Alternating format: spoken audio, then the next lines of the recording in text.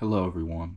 Today we'll be diving into the history of one of the most important video game consoles of all time, the Nintendo Entertainment System. Today we will be going over the Nintendo Entertainment System from being invented and being released in Japan all the way until people swapped over to the Super Nintendo Entertainment System and where the Nintendo Entertainment System stands today.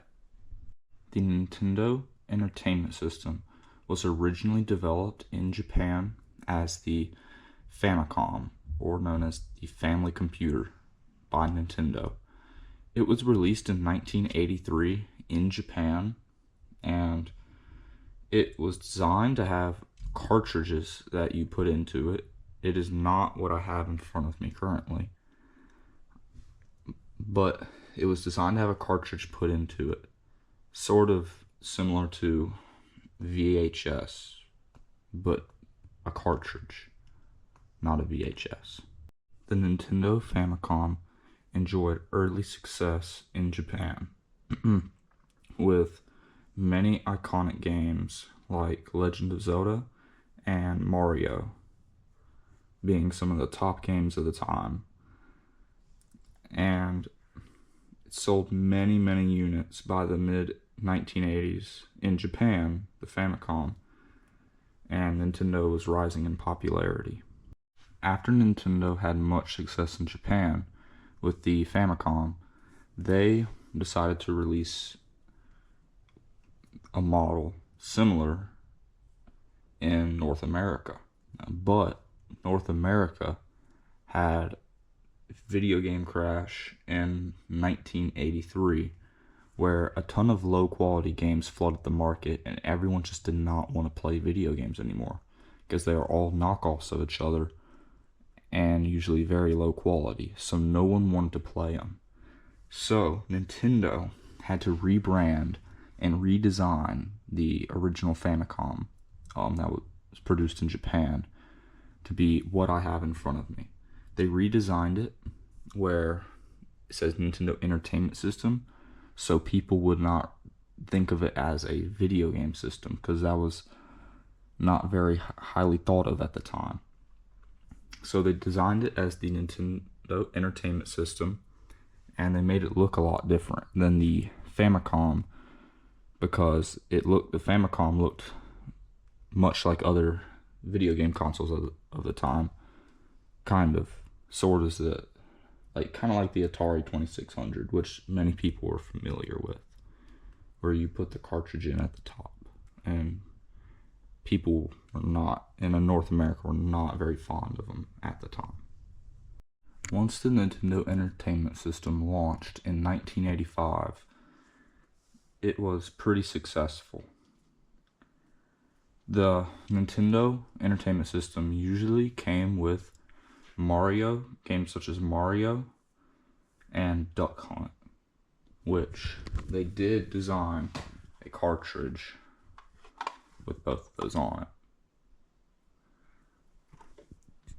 Nintendo also designed many different controllers during this time period. The main controller for the Nintendo Entertainment System was this rectangle controller with the plug that plugs in Nintendo, forward, backwards, side to side, a select and a start button, and a B and an A button. So the original controller was very simple and not very comfortable in the hand, which in the future the Super Nintendo improved upon. Another different kind of controller that Nintendo released was the Nintendo Zapper from 1985. This model is not orange because they did pass a law that toy guns had to appear kind of bright so they weren't ever mistaken with real firearms. This had the same exact plug to plug it in the Nintendo Entertainment System, so the normal plug, and this gun was compatible with different games such as Duck Hunt, where you have to have a CRT TV. You cannot use these guns on LED TVs because they just don't work with an LED TV. One of the more weird controllers that Nintendo invented during this time period was the NES Advantage. This controller has two different plugs, and you have to plug them both in at once. This controller is kind of different. As you can see, it has a area to select player 1 or player 2, select and start, and slow. It also has an A and a B button, much bigger than the normal Nintendo's. These two buttons and turbos buttons. I don't know what those do. Not gonna lie to you guys. But this controller is very special because it actually includes a joystick. This controller is kind of hefty though, as you can see compared to my hand. You can't hold this thing in your hand and play. That just will not work. But yeah, and on the back side here, you can see NES Advantage, 1987. So the NES Advantage, this one specifically, is 1987. And then these weren't incredibly popular compared to your standard ones, but they're out there. You can, if you really want one, you can find them pretty easy on eBay. During the NES's lifetime, it did eventually have third-party games. So some different third-party developers, such as Capcom, Square, and Konami, they developed different games for the Nintendo Entertainment System, which led to a greater library of games that you could play on this thing.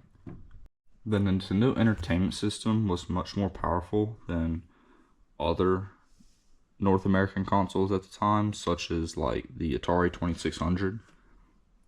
While the NES was early in its lifetime, it had an 8-bit microprocessor that had better graphics than any other gaming system at the time, and sound quality. Now, at the end of the Nintendo Entertainment System's life came only 5 years after it was really released in North America. In 1990, Nintendo released the Super Famicom in Japan. And a year later, in 1991, the Super Nintendo Entertainment System was released in North America. The Super Nintendo Entertainment System had a lot of sales and greatly decreased the Nintendo Entertainment System sales. The Nintendo Entertainment System was still somewhat popular, but the Super Nintendo Entertainment System really kind of put an end to the Nintendo Entertainment System, because the Super Nintendo Entertainment System improved on the comfortability of the controls, as you can see here. It's not like a square, more buttons on the control. Still pretty much the same. Today, the Nintendo Entertainment System is kind of a collector's item now. It is still pretty popular, like among, I guess, collectors, or people who really just still want to play it. Kind of like me, because I still play it. Well, not since I've been playing it for a year. So, yeah. So Nintendo actually they came out and made like a special version of it a few years back with like the classic edition, that's what they were called. And it had like the built-in games and stuff in it, so you didn't need the cartridge. And they also did this with the Super Nintendo, I believe. So you didn't need to, lift this up, get your really big game cartridge in here, and, that. just to do that for one game most of the time. So yes, they did release a classic edition, and yeah, those did pretty okay. Alright guys, and that is it for the history of the Nintendo Entertainment System. Hope you guys enjoyed. Tell me if you guys want more like kind of videos like this where you want me to like go over like the history of like a gaming console and that kind of stuff. If I do another one of those, I'll probably do the NES next. And if you guys continue to enjoy it, then maybe the Atari. So, hope you guys enjoyed the video today. If you guys enjoyed, please drop a like for me. That'd really help me out a lot. It's my channel get out there, because I'm still really small right now, which is okay. I'm just gonna keep posting and hopefully get there someday. So thank you guys. Hope you guys enjoyed the video. Have a nice day.